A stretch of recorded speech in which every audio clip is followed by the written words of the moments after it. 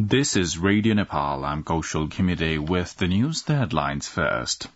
Prime Minister Pushpakamal Dahal Prachanda says citizenship bill authenticated complying with constitutional provision. Lawmakers stress increasing budget for projects capable of contributing to development and capital generation. Cabinet approves proposal tabling bill on power trade in federal parliament. And Organization for Economic Cooperation and Development forecasts 2.7% and 2.9% global growth for 2023 and 2024 respectively. Now the news in detail. Prime Minister Pushpakamal Dahal Prachanda has claimed that his recent India visit was successful as it augmented long-term benefits and mutual understandings. Addressing a meeting of the National Assembly yesterday, Prime Minister Dahal informed the upper house of the Federal Parliament that 7 different agreements were signed during his recent India visit.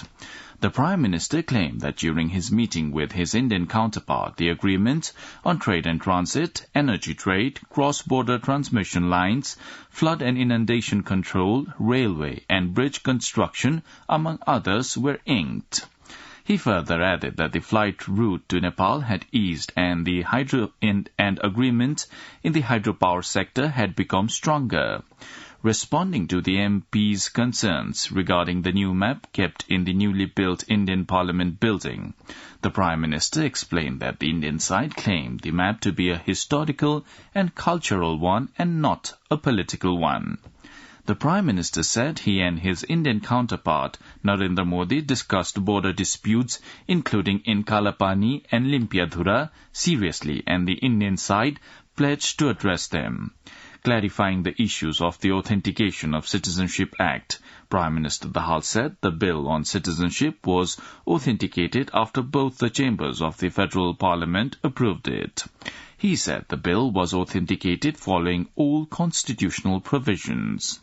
The lawmakers had also inquired about the Prime Minister's response to the Eminent Persons Group report. Lawmakers have stressed the need for increasing the budget for projects capable of contributing to the development and capital generation. Taking part in a deliberation on the budget for the next fiscal year in the House of Representatives yesterday, lawmakers said it was a positive sign that the budget had aimed at increasing capital expenditure and reducing expenditure on unproductive sectors.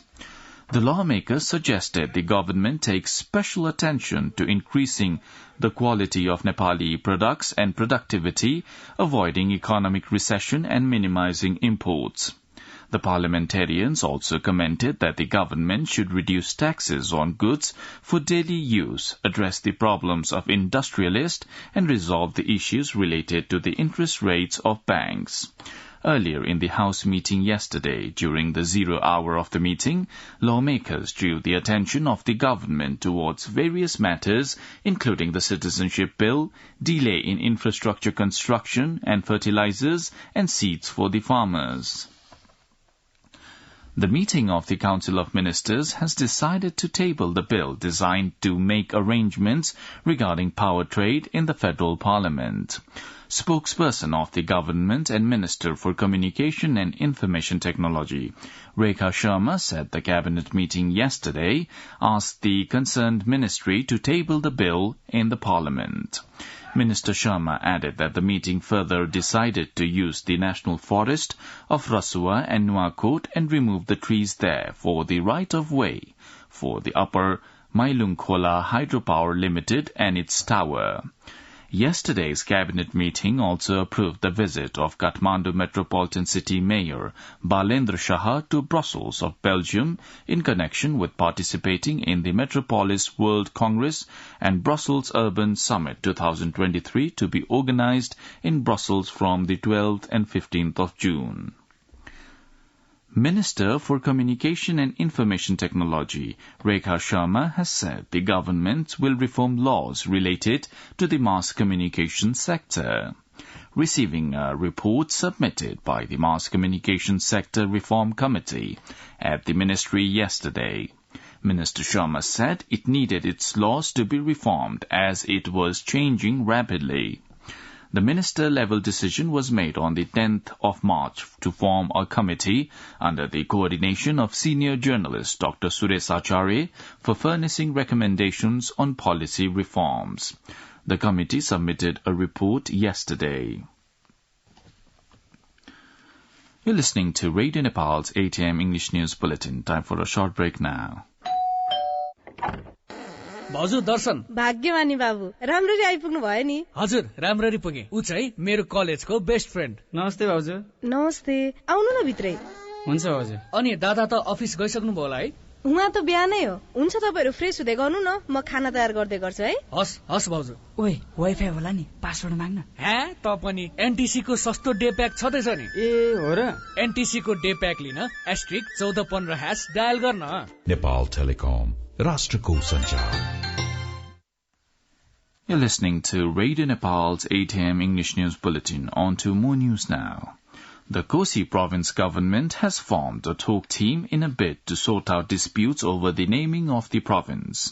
It may be noted that people who were demanding to name the province on the basis of ethnic identity resorted to the protest after the province was named Kosi on the 1st of March.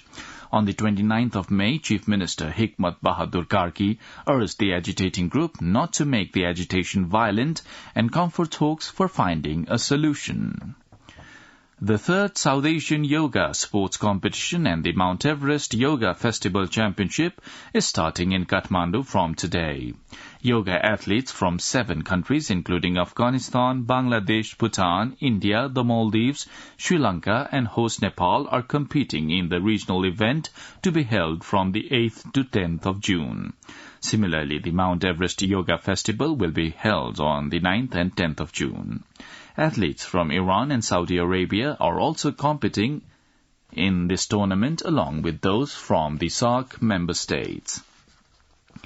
In an exciting development aimed at fostering closer ties between Nepal and China, the inaugural Nepal-China Friendship Dragon Boat Race Festival is set to take place in the picturesque city of Pokhara.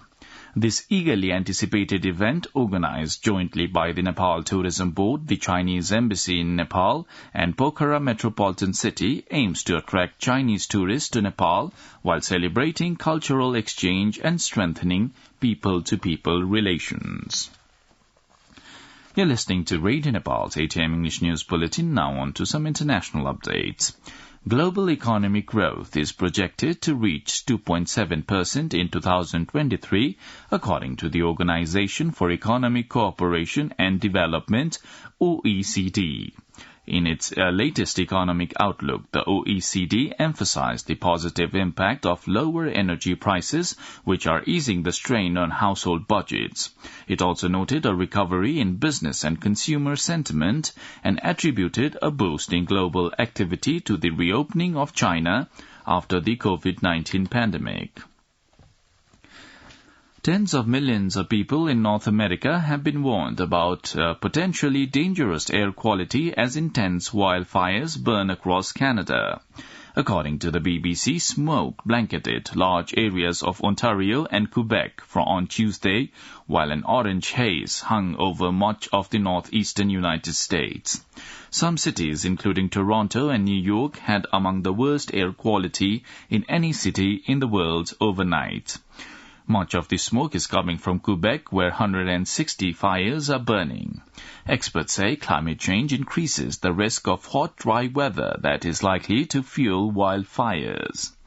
Now, the general weather forecast for the country for today, according to the Forecasting Division. The weather will be partly cloudy in Kosi province along with the hilly regions of the country. Isolated brief rain or thunder showers are likely to occur at 1 or 2 places in Kosi province and Karnali province. With this, we have almost come to the end of this news bulletin. But before wrapping up, let's have a reminder of the headlines once again.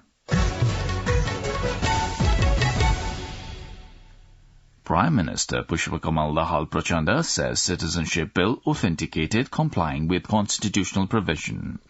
Lawmakers stress increasing budget for projects capable of contributing to development and capital generation. Cabinet approves a proposal tabling bill on power trade in federal parliament. And Organization for Economic Cooperation and Development forecasts 2.7% and 2.9% global growth for 2023 and 2024 respectively. Well, that's all the news we have for this bulletin. Our next bulletin in English will be at 2 in the afternoon. You can also listen to us online at our website www.onlineradionepal.gov.np. Keep listening to Radio Nepal and have a good day.